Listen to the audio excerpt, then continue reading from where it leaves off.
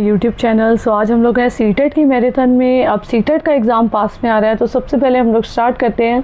सबसे पहला क्वेश्चन है, train travel 240 kilometre in 4 hours if it's speed increase by 20%, so how much time it will take to travel 360 kilometre. सो सबसे पहले हम लोग स्पीड निकालेंगे 240/4, ठीक है, तो कितना आ जाएगा 60 किलोमीटर पर आवर, ठीक है। अब जो है वो स्पीड क्या है, इंक्रीज़ हो गई है 20%, ठीक है, तो मतलब 20/100 मल्टीप्लाई 60, सो कितना आ जाएगा, इसका आ जाएगा 12। तो आपके पास स्पीड जो हो जाएगी टोटल कितनी हो गई, 60 + 12 that would be equal to 72, ठीक है। अब हमें कितना टाइम लगेगा, so time would be equals to distance divided by speed. So distance है 360 डिवाइडेड बाय स्पीड 72, तो आपके पास आंसर आ जाएगा इसका टोटल। जब हम इसे कट करेंगे दैट वुड बी 5 आवर्स, ठीक है, तो 5 आवर आंसर है this one. A part is the answer, yes, okay. Next question कह रहा है, which of the following is the best example of the sustainable development. Sustainable development में आपके पास ये सबसे ज़्यादा अच्छा रीज़न है, planting trees while limiting deforestation. So जब हम प्लांट करेंगे ट्रीज़ को, हम लिमिट कर देंगे डिफॉरेस्टेशन को, तो ये आगे तक के लिए, मतलब सस्टेनेबल डेवलपमेंट का मतलब हो गया कि हमारा फ्यूचर जनरेशन भी है उस चीज़ को अच्छे से यूज़ कर पाए, ठीक है। सो ये तीनों चीज़ें नहीं है, excessive use of ground water, burning, okay, and expanding industries. Next कह रहा है कि कौन सा स्टेटमेंट जो है वो ट्रू है। सारे के सारे एसिड जो होते हैं ब्लू लिटमस को रेड कर देते हैं, सारे के सारे बेसिस जो होते हैं वो रेड लिटमस को ब्लू कर देते हैं, फिर दोनों ए और बी या फिर कोई भी नहीं। सो फॉर दिस क्वेश्चन दोनों ही करेक्ट हैं इसका, ठीक है, क्योंकि सारे के सारे एसिड ही ब्लू लिटमस को रेड करते हैं और सारे के सारे बेसिस ही रेड लिटमस को ब्लू कर देते हैं, ओके।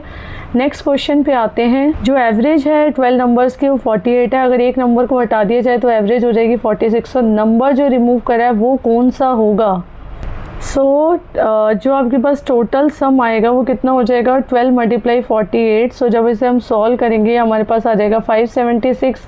एक नंबर को हमने हटा दिया है और जो नया एवरेज आ रहा है वो कितना आ रहा है, 46 मल्टीप्लाई नया एवरेज हो जाएगा 11 नंबर्स है ना, तो आपके पास कितना हो जाएगा 506। हम इन दोनों को माइनस कर देंगे, 576 - 506, so that would come equals to 0 and 70, yes, so 70 is the answer। Next question पे आते हैं। जो रेशो है boys to the girls in the class कितनी है, 7/5, ठीक है। अब आपके पास 60 स्टूडेंट है तो कितनी गर्ल्स हो जाएंगी, तो 7 + 5 कितने हो गए, 12, ठीक है। अगर 12 60 के बराबर है, इसका मतलब 1 किसके बराबर है, 5 के, यस। सो आपके पास 5 × 5 कर दो, मल्टीप्लाई 5, तो गर्ल्स आ जाएंगी 25, ठीक है। नेक्स्ट क्वेश्चन कह रहा है कि एक नंबर को इंक्रीज़ कर दिया गया 25%, तो एक नंबर है 100, उसको इंक्रीज़ करा गया है 25% और फिर उसके बाद उसको डिक्रीज़ कर दिया गया है 20%।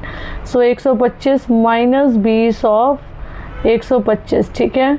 सो that would be equals to, आपके पास फिर से 100 आ जाएगा, तो आपके पास वो क्या आएगा, equal to the original number, yes, same ही आ रहा है ना, इक्वल आ गया ओरिजिनल नंबर के।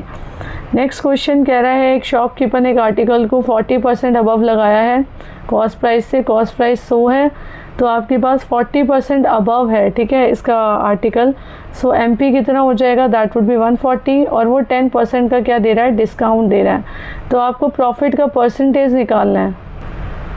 तो हमारे पास सेलिंग प्राइस क्या हो जाता है, MP - डिस्काउंट, ठीक है, तो आपके पास कितना आ जाएगा, 140 - 10% ऑफ 140, ठीक है।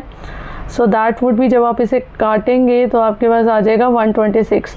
अब प्रॉफिट क्या होता है, प्रॉफिट होता है SP - CP, ठीक है। सो SP - CP कितना हो गया, SP हो गया 126, CP 100, तो 26 आ गया, ठीक है।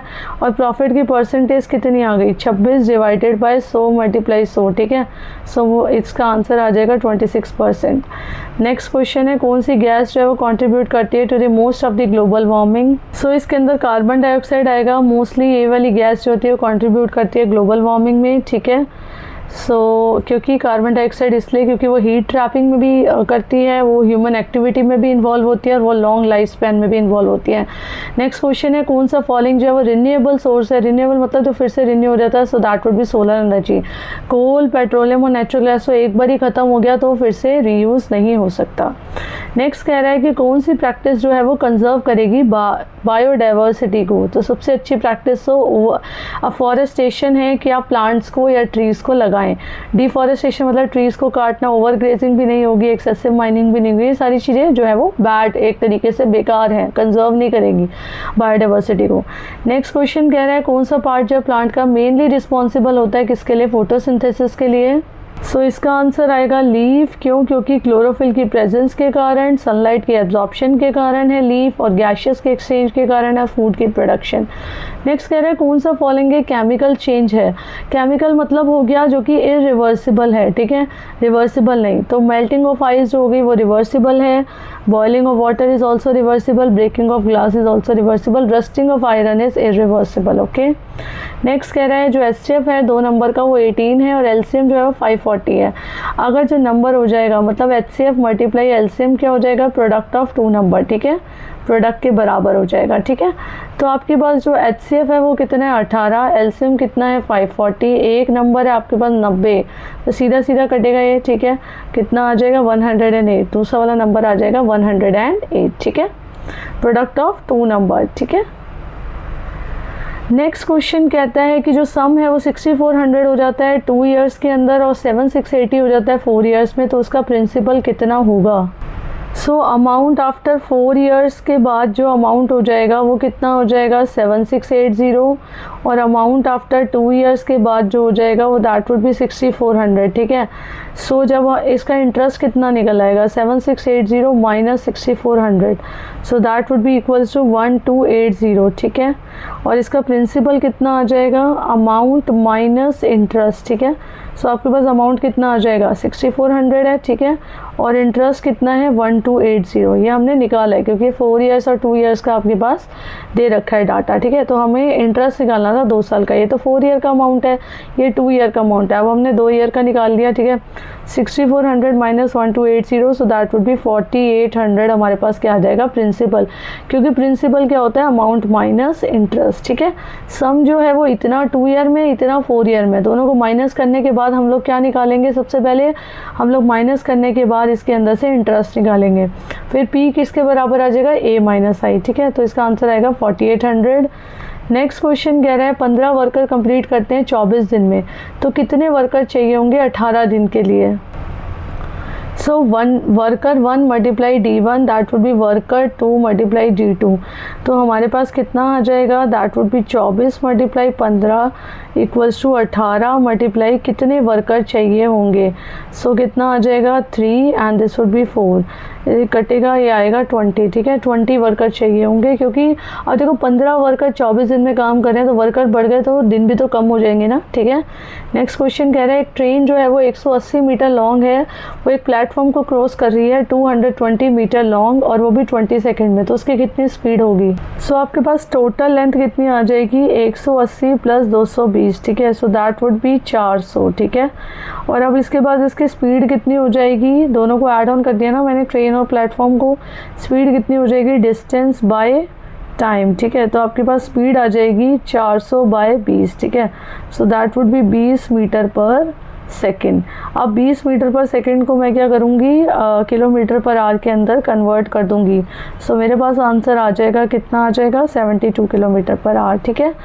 नेक्स्ट क्वेश्चन है एवरेज है 15 नंबर का 42, अगर एक नंबर को रिप्लेस कर दिया जाए, सबसे पहले मैं टोटल निकालूंगी, सो टोटल कितना आएगा 42 मल्टीप्लाई 15, सो जब इसे मल्टीप्लाई करेंगे 630 आ जाएगा। अगर एक नंबर 66 को रिप्लेस कर दिया गया है 81 के थ्रू, और टोटल नंबर भी 15 ही रहे हैं, ठीक है, तो आपके पास कितना आ जाएगा, आपके पास आ जाएगा 645 डिवाइडेड बाय 15, और जब इसे कट करेंगे तो 43 के आ जाएगा आंसर, ठीक है।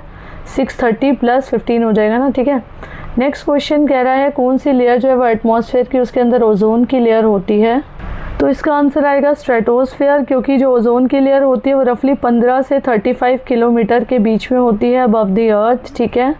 और जो होती है इसका फंक्शन क्या होता है 97 से 99% ऑफ द सन की मीडियम फ्रिक्वेंसी को एब्जॉर्व करना और इसको अर्थ को हार्मफुल रेडिएशन से बचाना, ठीक है। नेक्स्ट कह रहा है कौन सी फार्मिंग जो होती है वो सॉइल की फर्टिलिटी को नेचुरली प्रोटेक्ट करके रखती है, so crop rotation. Crop rotation सबसे ज़्यादा बढ़िया है क्योंकि इसके अंदर नेचुरल न्यूट्रिएंट की रिप्लेनिशमेंट होती रहती है, नाइट्रोजन फिक्सेशन हो गया और पेस्ट और डिसीज कंट्रोल हो गया। कौन सा रिसोर्स जो है वो इनएग्जॉस्टिबल है, ठीक है। इनएग्जॉस्टिबल है विंड, ठीक है, क्यों? क्योंकि इनएग्जॉस्टिबल रिसोर्सेज कभी भी रन आउट नहीं होते, ख़त्म नहीं होते हैं, ठीक है, ओके। एंड बाकी के सारे जो हैं वो एग्जॉस्टिबल हैं, जल्दी से जल्दी ख़त्म हो जाएंगे। सो अगर ये वीडियो समझ में आ गई है तो लाइक कर दो, शेयर कर दो और सब्सक्राइब कर दो, जिसकी वजह से आपको आगे और वीडियोस मिलती रहें और आप मेरी रोज़ मैराथन्स मैथ्स एंड साइंस की सीटेट की देखते रहें, ओके। एंड अपने फ्रेंड्स के साथ भी ज़रूर शेयर करना ये वीडियो, ओके। बाय।